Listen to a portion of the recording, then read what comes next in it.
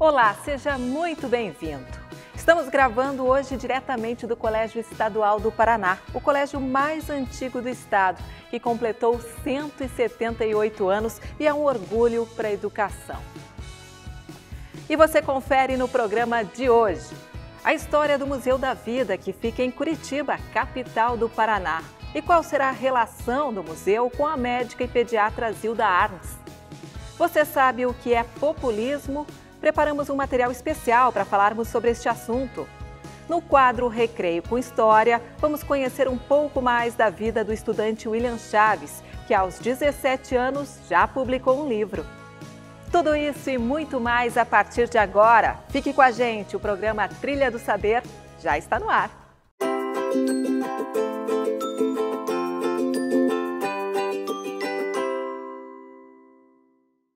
Alunos de uma escola estadual do Paraná conheceram o Museu da Vida, um espaço incrível que conta a trajetória da médica Zilda Arns. Ela que durante toda a sua trajetória lutou pela qualidade de vida de crianças e adolescentes.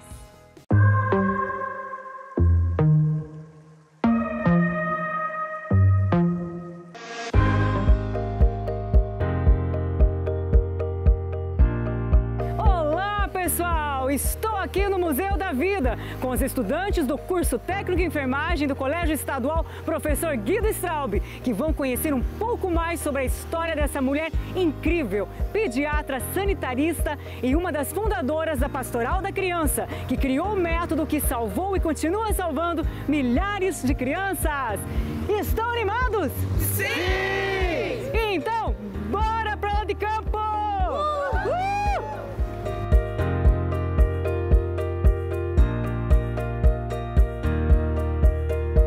O Museu da Vida foi criado em janeiro de 2014 pela Pastoral da Criança, com a missão de disseminar informações relacionadas à saúde, nutrição, educação e cidadania, por meio de exposições e ações educativas que promovem a interação e produção de saberes,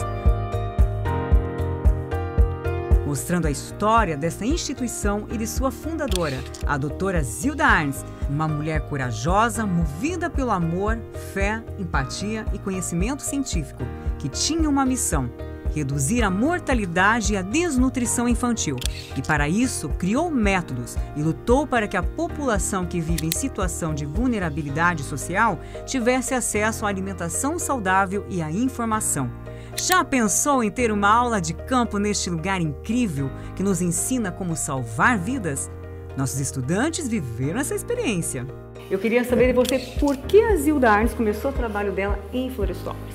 O Dom Paulo Evaristo, o irmão da doutora Zilda Arns, ele vai participar de um congresso da Unicef e o diretor da Unicef, ele vai propor para o irmão da doutora Zilda que ele elabore um projeto para reduzir a taxa de mortalidade infantil no Brasil. Era uma taxa muito elevada nessa época, a desnutrição infantil era a causa de morte das crianças muito elevada. O Dom Paulo, ele aceita esse desafio, essa proposta, e automaticamente ele pensa: vou falar com a minha irmã, a doutora Zilda, ela trabalha na saúde pública. Nessa época, a doutora Zilda, ela coordenava os postos de saúde aqui da região de Curitiba.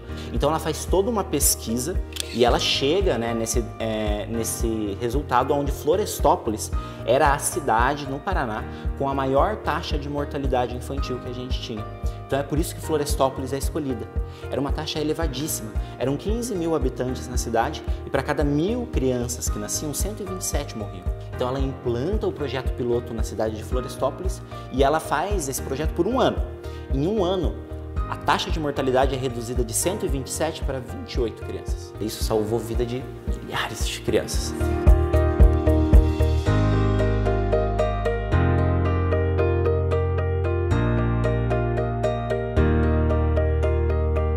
A exposição 1000 Dias é um espaço aconchegante e muito interessante, que mostra de maneira interativa e lúdica a importância dos cuidados com a saúde antes e após o nascer. É o lugar perfeito para os nossos futuros técnicos em enfermagem aprenderem os ensinamentos da doutora Zilda Arns, que salvaram e ainda salvam vidas. Como que a Pastoral da Criança trabalha nas comunidades carentes a questão da gestação? Hoje as voluntárias que a gente tem em todas as comunidades, elas fazem esse acompanhamento das mães, do momento que se descobre que elas estão grávidas até o nascimento da criança e os 6 anos de vida. E o que é esse acompanhamento? A saúde da criança, alimentação, vacinação, acompanhamento médico. Então essa é a base do trabalho da Pastoral da Criança. Odinei, fala-se tanto nessa pesquisa dos 1000 dias, o que é isso? Uma pesquisa elaborada pelo Dr. César Gomes, onde ele vai observar o desenvolvimento de várias pessoas, desde o nascimento até os 2 primeiros anos de vida, somando todo esse tempo dá 1000 dias. E o que ele observa? Que dependendo da forma que a gente cuida da saúde dessas pessoas, dessas crianças, o desenvolvimento que ela terá durante a vida é muito afetado. Crianças com desnutrição apresentam uma grande taxa de desenvolvimento de doenças crônicas na adolescência e na fase adulta. Enquanto as crianças que têm um acompanhamento médico, uma alimentação saudável e conseguem reverter ou não entrar nesse quadro de desnutrição, elas têm um desenvolvimento mais saudável. Então essa pesquisa fundamenta que os primeiros 1000 dias de vida são os mais importantes na vida de uma pessoa, para a gente prevenir principalmente as doenças crônicas de se desenvolverem.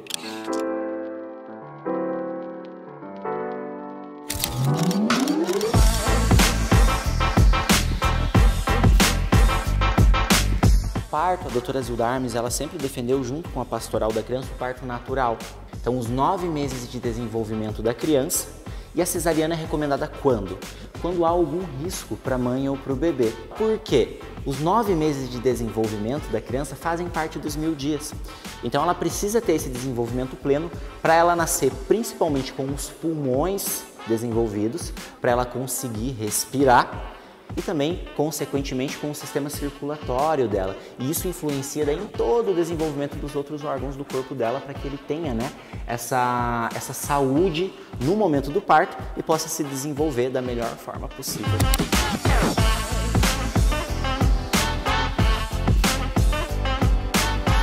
O trabalho da doutora Zilda Arnes, ele é fundamental para que a gente conheça como enfermeiros, técnicos de enfermagem, porque ele traz essa parte da humanização. Ela, inclusive, no seu último dia de vida, de trabalho, de legado, ela estava no momento de levar conhecimento, de estar onde as pessoas precisavam dela. É ali que o laço de confiança se estreita, é ali que a gente realmente consegue fazer com que essa informação vire uma ação dentro da comunidade. Então, eu acho que esse é o principal legado e esse espaço é muito importante para nos inspirar a isso.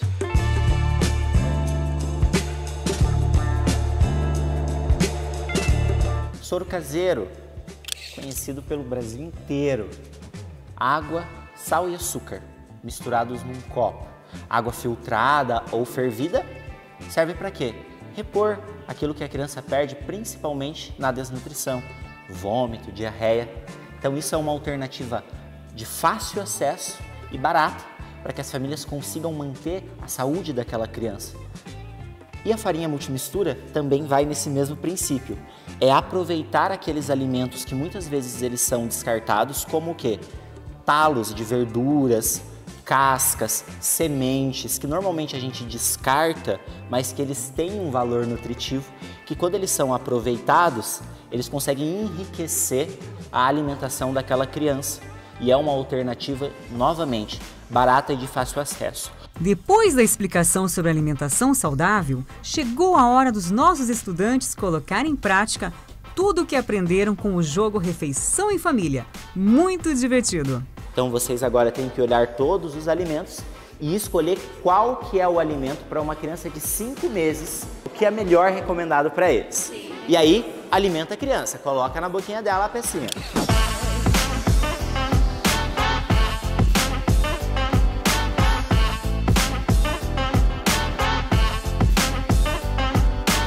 O trabalho da doutora Zilda Arnes não se restringe somente ao desenvolvimento físico, mas também ao social e educacional.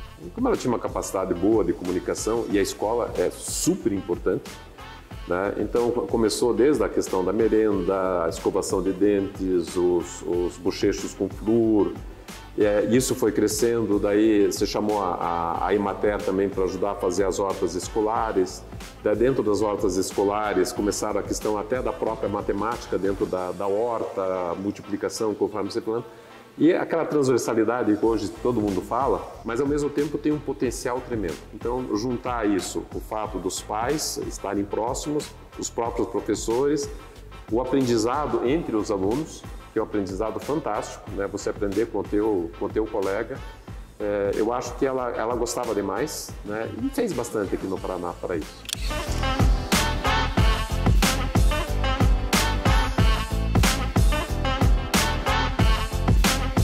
Em 1998, eu conheci a Zilda Arnes.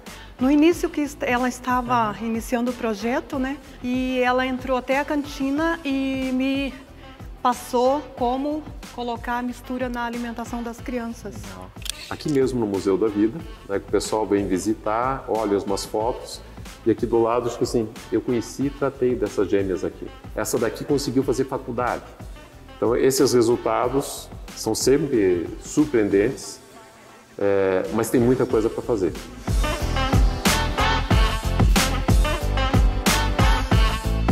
Agora eu vou pedir para um homem viver essa experiência, que é só um pouquinho, né? Essa barriga, ela tá entre os 7 e os 9 meses, depende ali do peso do bebê, né? Ela tem em torno de 6 quilos, essa barriga. A gente, como homem, pensa um dia inteiro. A mulher leva 9 meses, né? Então, vai coluna, vai lombar. Se eu falar pra vocês que não tá pesado, é pesado sim. Vou tirar, não é pra mim.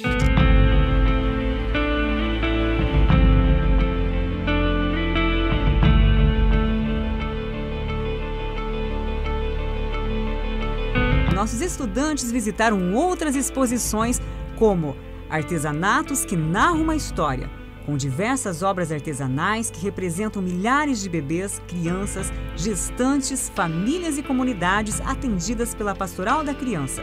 É o corredor da brasilidade e do amor, para mostrar a diversidade cultural de todas as regiões do Brasil onde a Pastoral da Criança atua. Persistência, uma única palavra.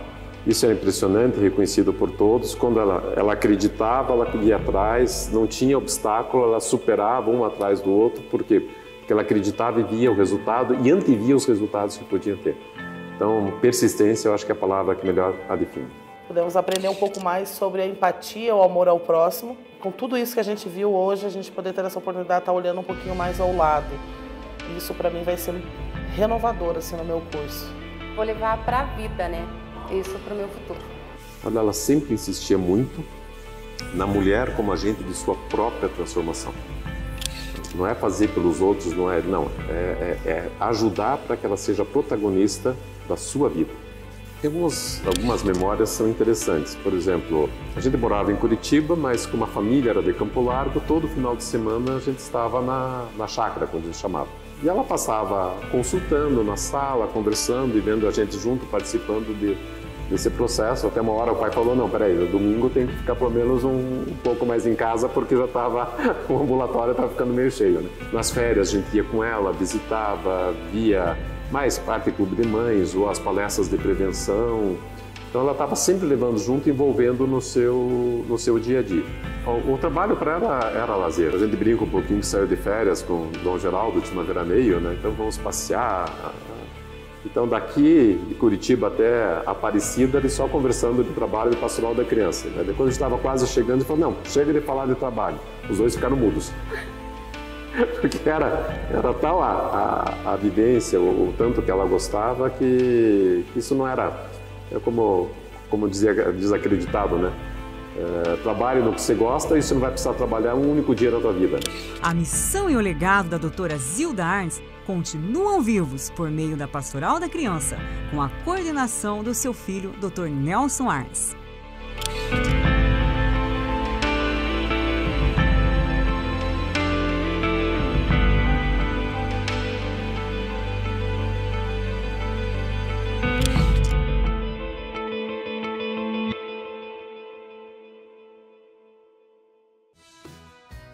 Realmente Zilda Arnes deixou um legado incrível, principalmente mostrando a importância de amar o próximo. E ainda falando sobre transformações de vida, você conhece agora a história da professora Daisy, que desde criança sonhava com a docência e brincava com os livros. Agora continua brincando, mas de uma forma bem diferente.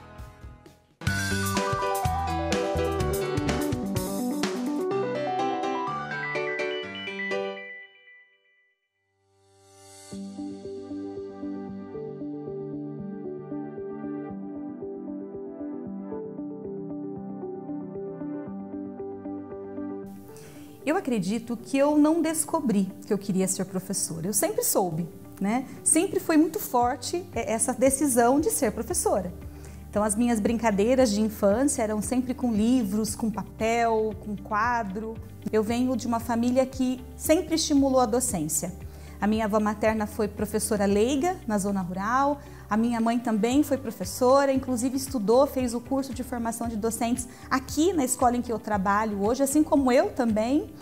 Mas, como diz Paulo Freire, né, não se forma um professor numa terça-feira às 4 da tarde. Então, foi um longo percurso.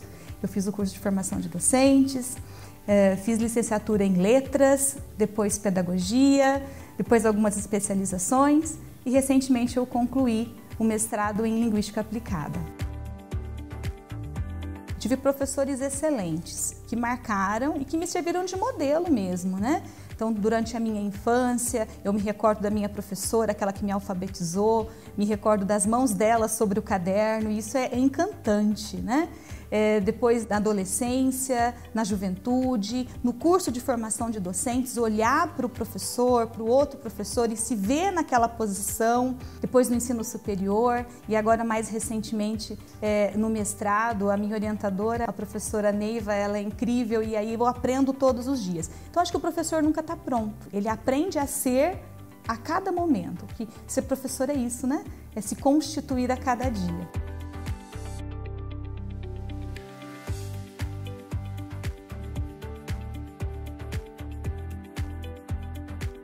Eu iniciei a minha vida profissional nos anos iniciais, na educação infantil e nos anos iniciais. Mas hoje eu atuo no curso de formação de docentes.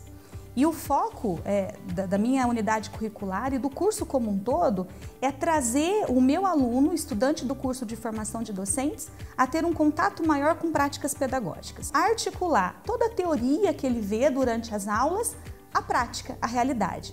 E todo esse trabalho acontece em parceria com as instituições de ensino do município. Então, durante todo o ano, nós desenvolvemos vários projetos de aproximação dos nossos estudantes, futuros professores, com os alunos da rede do município. E um deles que nos enche os olhos é o projeto Literatura na Praça. Então, os nossos alunos do curso de formação de docentes, se preparam, produzem recursos e vão para a rua, vão para a praça contar histórias. E aí as crianças da rede municipal vão para a praça para ouvir essas histórias e a comunidade também. Nós temos um projeto que é a Gincana Folclórica, em que nós trabalhamos uma gincana com as crianças do município com o tema folclore no mês de agosto. Tem a Rua de Recreio, então os nossos alunos preparam brincadeiras e vão para a frente do colégio, na rua do colégio, brincar com as crianças. Então o nosso foco é sempre esse. Possibilitar essa interação entre teoria e prática e esse contato dos nossos alunos com os alunos que serão os futuros alunos deles, né, da rede municipal.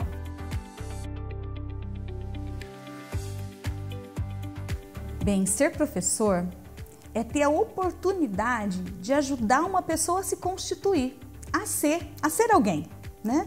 A se completar, a ser feliz, se realizar naquilo que escolheu ser na vida. Hoje eu tenho alunos que me atendem enquanto profissionais, como médicos, como professores, amigos de trabalho, e é incrível, é fascinante você perceber que você contribuiu de alguma forma para aquela pessoa ser o que ela quer ser, o que ela sonhou ser na vida. E no curso de formação de docentes isso ainda é mais significativo, né? Formar professores, ter essa oportunidade de ajudar a mudar as coisas no mundo por esse ser que eu estou formando professor. É maravilhoso perceber que o meu trabalho vai continuar mesmo depois que eu me aposentar, porque eu participei da formação de vários professores que vão me substituir. Então, ser professor é ter essa oportunidade, que poucas profissões têm, né? De constituir alguém, de formar alguém, de capacitar alguém. Eu acho que ser professor é isso. Jovem, não desista de fazer essa opção pela docência. Nós precisamos perseverar, porque dessa nossa persistência, dessa nossa coragem, dependem muitas crianças e muitos jovens. E o futuro da nação, o futuro do país, depende justamente dessas crianças e desses jovens. Então nós não podemos desistir. Não vou chorar. Vocês também não, hein? Se vocês chorarem, eu choro junto.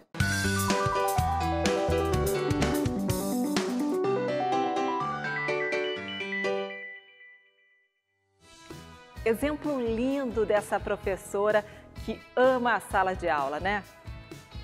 E você sabe o que é populismo? A gente preparou um material especial falando sobre esse assunto. Confere aí. Entendendo o populismo.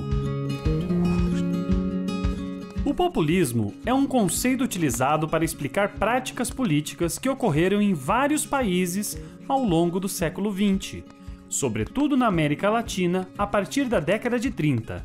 É um fenômeno que apresenta características peculiares em cada país. As características do populismo brasileiro podem ser resumidas em liderança política baseada no carisma, relação direta e não institucionalizada entre o poder e a população, e medidas econômicas nacionalistas sustentadas por um discurso voltado para a conciliação das diferentes classes sociais. No Brasil, o populismo é um fenômeno ligado às grandes transformações que ocorreram na sociedade brasileira a partir da Revolução de 30, no período conhecido como Era Vargas, de 1930 a 1945.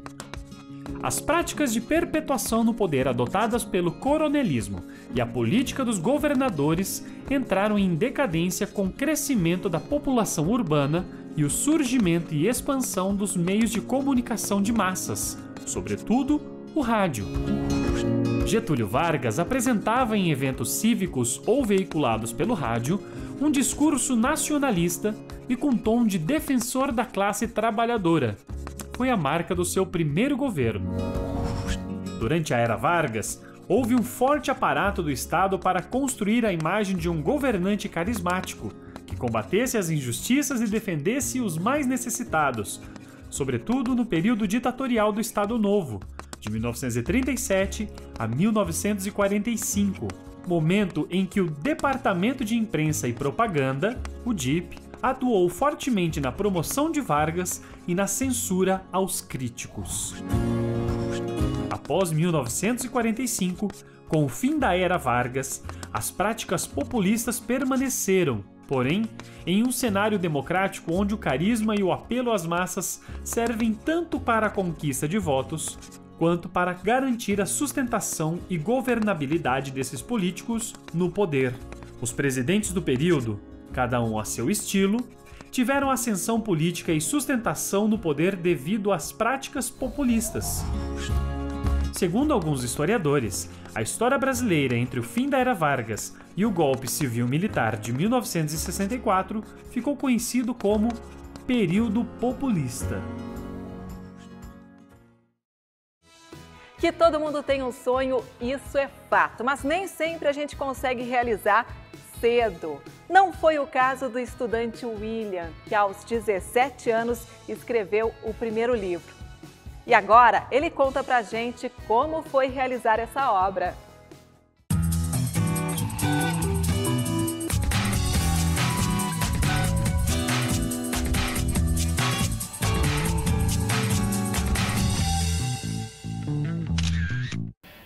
Meu nome é William Ribeiro Chaves, tenho 17 anos e estudo no 4º ano de Técnico em Meio Ambiente no Colégio Estadual Tancredo Neves, no município de Francisco Beltrão, no Paraná.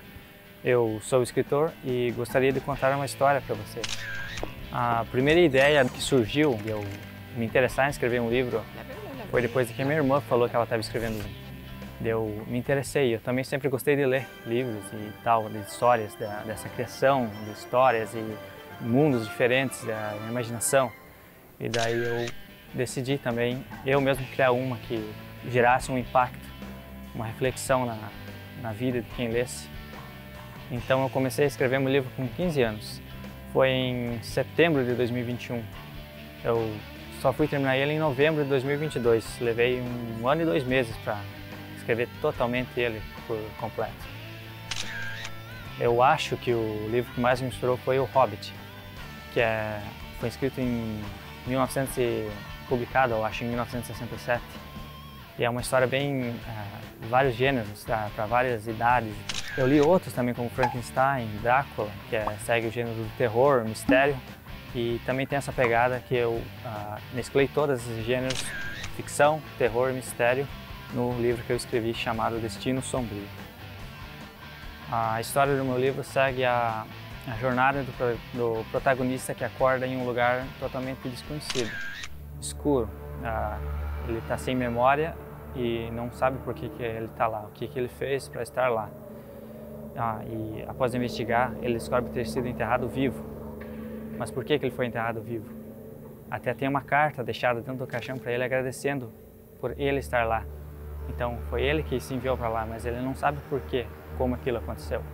O desenrolar da história, ele escapa e leva ele a buscar desvendar o verdadeiro valor da vida e da morte.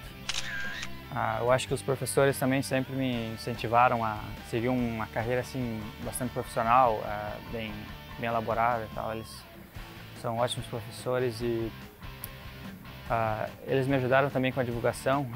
Um professor ficou sabendo que eu falei para ele e foi falado em toda a escola. A diretora fez um anúncio para todos os alunos e professores. Vai ter a semana acadêmica também. Pode ser que a escola compre uns exemplares também e deixe na biblioteca.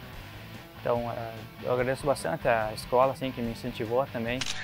Tem um professor que falou comigo e me levou na rádio para falar também, no Jornal de Beltrão, que é aqui da cidade. Na rádio eu fui, o dono da rádio, ele sorteou um exemplar meu para os ouvintes que estavam ouvindo. Eram cerca de 10 mil pessoas que estavam naquele dia e também foi uma experiência nova e bem interessante. Eu acho que também ajudou bastante a divulgar. Eu já estou escrevendo meu segundo livro, que segue a mesma temática de terror, mistério, também envolvendo uma reflexão sobre traumas, como que o trauma pode afetar uma pessoa e a fragilidade da mente humana, aquela maleabilidade que ela pode sofrer por um abuso ou alguma coisa, o que isso causa e penetra na alma da pessoa. E se eu conseguir, eu quero seguir essa carreira, mas para o futuro, se tudo der certo, e conseguir alavancar na carreira profissional, vai ser uma boa. Sobre a escrita, até eu mesmo fiquei um tempo sem escrever porque eu perdi a vontade, eu não sabia se era isso que eu queria ou se eu ia conseguir fazer. A maior dúvida era se eu ia conseguir mesmo. Mas mesmo assim eu continuei, não tinha nenhum dia que eu não ficava sem pelo menos colocar uma palavra no meu manuscrito. E foi isso que assim eu continuei, eu incentivo sempre a quem quiser, continue e permaneça no que quer, que um dia vai dar certo. Bom, para quem se interessa em escrever ou até mesmo ler, eu sugiro que faça, porque a leitura ela te abre o vocabulário, novas portas para o vocabulário e conhecimento também. Essa foi a minha história, espero que tenham gostado e abram a mente para novas ideias. Até mais!